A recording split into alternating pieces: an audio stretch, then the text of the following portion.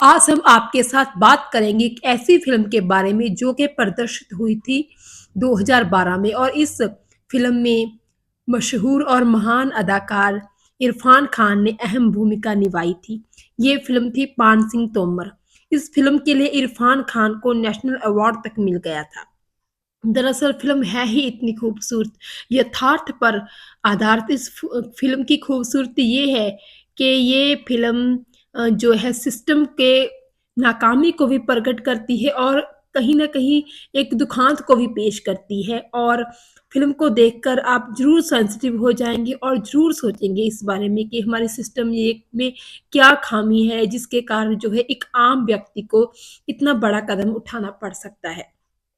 ये कहानी है पान सिंह नाम के उस व्यक्ति की जो कि बहुत अच्छा दौड़ाक होता है, जिसे दौड़ने का बहुत शौक होता है और जो अपने इस शौक के कारण ही उसके पास 2 ऑप्शन होती हैं, एक तो कि वो किसानी करे, खेती-बाड़ी करे या फिर दूसरी कि वो जो है आर्मी में चले जाएँ। तो वो आर्मी जॉइन करते हैं, अच्छा दौड़ लेते हैं जिसके कारण उनका सिलेक्शन जो है आर्मी में जो खेल का कोटा होता है उसमें हो जाता है और इस तरह वो बहुत ही अच्छे एथलीट साबित होते हैं।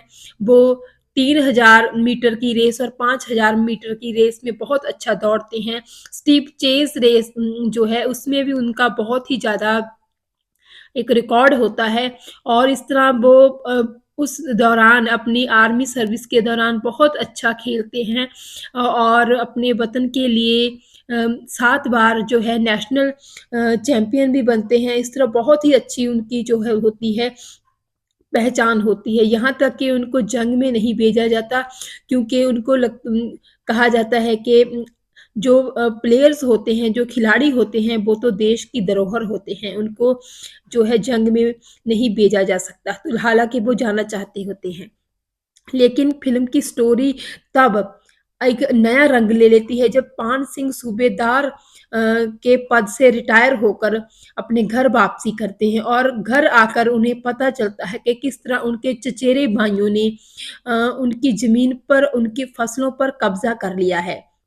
और इस तरह जैसे होता है कि गाँव की लड़ाई झगड़ों में जो बात है वो अम बहुत ज़्यादा आगे बढ़ जाती है, हाथापाई पर बढ़ जाती है। हाथापाई से भी ज़्यादा बात जो है हथियारों की धौंस जमाने पर बढ़ गई थी और इसी बीच में फिर कलेक्टर को बुलाया जाता है। कलेक्टर फैसला करता है कि जो अ, पान सिंह का भाई है, चचेरा भाई, उसके पास बहुत ज़मीन है, उसका दावा है कि वो ज़मीन उसकी है, तो जो ज़बरदस्ती पान सिंह की ज़मीन पर कब्ज़ा करने को जो है तत्पर होता है। कलेक्टर के समझाने पे भी इनको नहीं समझता है और आखिर में जब पान सिंह कलेक्टर से ये रिक्वेस्ट करते हैं कि उन्हें उनके परिवार को अपने चचेरे भाई से खतरा है क्योंकि उनके पास बहुत सारे हथियार हैं, तो भी कलेक्टर अपने हाथ खड़े कर देता है कि जो मैं इसमें कुछ नहीं कर सकता, आप जो कुछ भी है वो आप खुद देख लीजिए।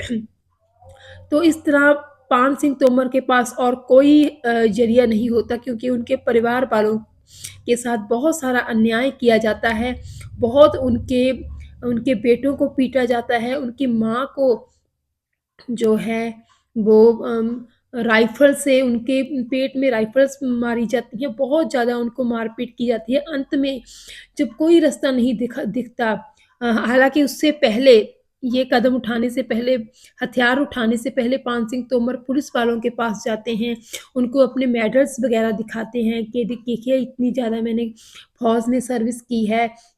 लेकिन यहाँ पर कहानी कुछ और ही रंग लेती है जब ये पता चलता है कि किसी को उनके जीते हुए तगमों की, अवार्ड्स की कोई कदर ही नहीं है। उनको दिखाना पड़ता है कि हाँ, तस्वीर में जो व्यक्ति है और जो मैं हूँ और जिसने ये अवार्ड जीते हैं, वो मैं ही हूँ। और जहाँ तक कि पुलिस वालों को स्टीप चेज़ नाम की किसी रेस का भी पता नहीं होता है। तो बहुत ही ज़्यादा दुखद होता है ये सिचुएशन। इस सिचुएशन में अब उनको कोई रास्ता नहीं दिखता और जब उनकी माँ के साथ भी इतना अत्याचार होता है, उनकी माँ के साथ मार-पीट की जाती है, तो उनकी तो इस तरह ये थक हार कर वो व्यक्ति जब कोई रास्ता नहीं दिखता तो अंत में वो हथियार उठा लेता है अपने परिवार की सुरक्षा के लिए ही।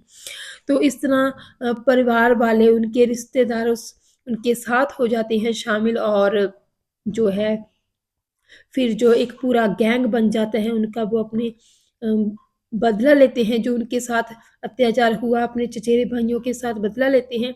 इस तरह फिर वो बहुत सारे जो है डकैतियाँ करते हैं, जो अमीर-अमीर लोग होते हैं, उनको थोड़ा जो फ़िल्म में ऐसा दिखाया गया है। लेकिन इस फ़िल्म की जो ख़ासियत ये है कि इस फ़िल्म में एक ऐसे व्यक्ति की कहानी को पेश किया गया है जो कि बहुत ही ज़्यादा उम, ना चाहते हुए ये कदम उठाता है, उसे बहुत दुःख होता है इस बात का।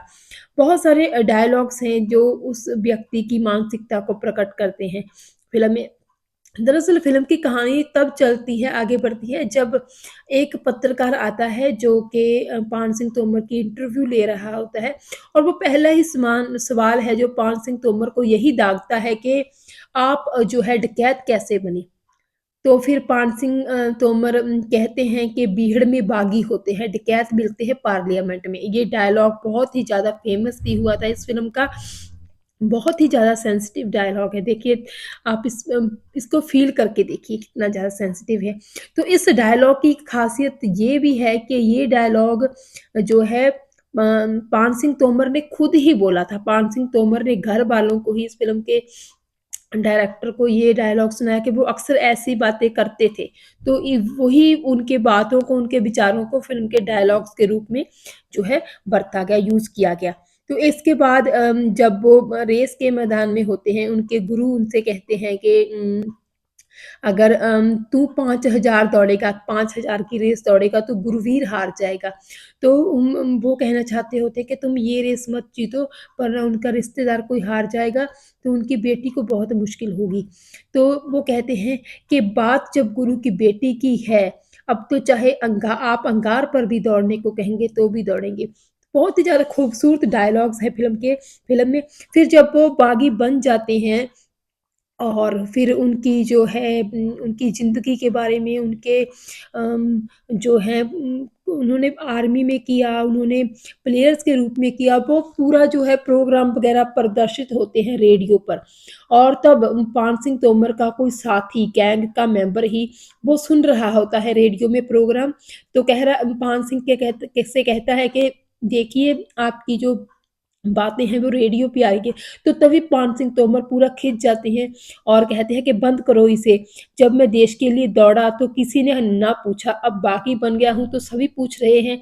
तो देखिए कितनी ज़्यादा सेंसिटिव है, कितनी ज़्यादा इस इन डायलॉग्स में उस व्यक्ति का दर्द झलक रहा है कि उसे बहुत दुःख है इस बात का।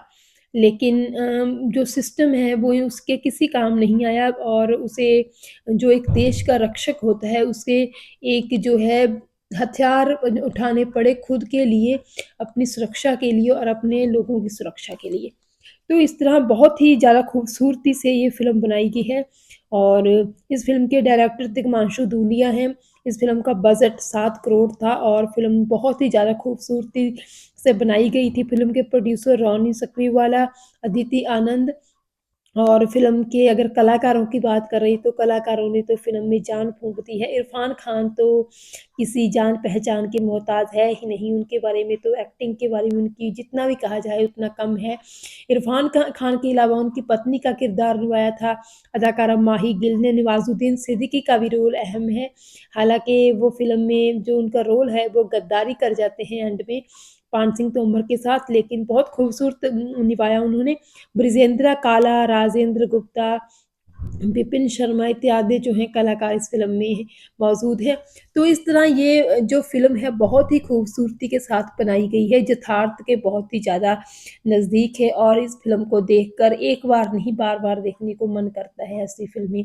बहुत ही एक जो है एक बहुत भोले से इंसान की कहानी है जो कि आर्मी में जाता है। उन उसका साफ-सुथरा नीट एंड क्लीन जो है कि इमेज है, लेकिन कैसे हालातों की वजह से उसको या डेस्टिनी कह लीजिए एक जो है डकैत बनना पड़ जाता है। लेकिन जो फ़िल्म है, फ़िल्म में भी यही दिखाया गया है कि वो डकैत नहीं है, वो रियल हीरो हैं। इन्होंने देश के लिए भी काम किया, लेकिन अब जब कोई किसी की सुनता ही नहीं है, सिस्टम में ऐसा हो जाता है कभी-कभी, तो फिर इंसान क्या करे? तो ये फ़िल्म सिस्टम पर भी बहुत सवालिया निशान करती है कि हमारा सिस्टम है जो वो अच्छा होना चाहिए। देखिए, जिसमें एक खिलाड़ी की, एक आर्मी ऑफ़िसर की बात नहीं सुनी जाती, तो आम इंसान की बात उस सिस्टम में कहाँ तक सुनी जाती होगी? ये बहुत बड़ा सवाल है जो फ़िल्म देखकर हर एक ऑडियंस के मन में ज़रूर उठता होगा। बहरहाल आपको ये फ़िल्म कैसी लगी? कमेंट सेक्शन में ज़रूर बताइएगा।